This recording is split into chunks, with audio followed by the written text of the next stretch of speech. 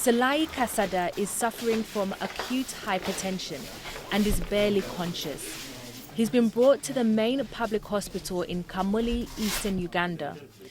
Salai was initially taken to a private health facility, but it doesn't have the drugs and equipment. The situation is not much better here, and there's a shortage of basic items too. The doctor cuts the end of a syringe, now a makeshift tube to keep Salai's airway clear. It's non-functioning. It's so depressing. We are just improvising. They're not the appropriate medicines, but we think they may work.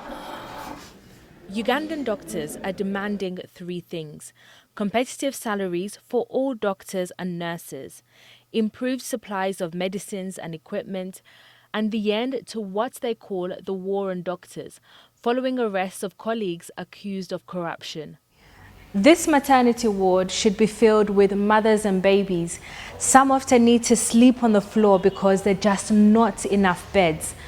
But with the strike on, many patients are choosing not to come to government facilities. Authorities say the strike is illegal, but are also asking doctors to go back to work whilst negotiations get underway. Some are going to see traditional healers. Millie Namusobia is pregnant with her first child, a worrying time for anyone. She says she can't afford to go to a private clinic for antenatal care. I was scared and decided I should find a doctor to check on my pregnancy. But when I got to the hospital, they were striking. We had to leave the government hospital and return home. But when you're at home, you get abdominal pains, you feel pain everywhere without anyone to help you. Using traditional birth attendants is unsafe, but Millie says if the strike is not over, she will have to give birth here like others do.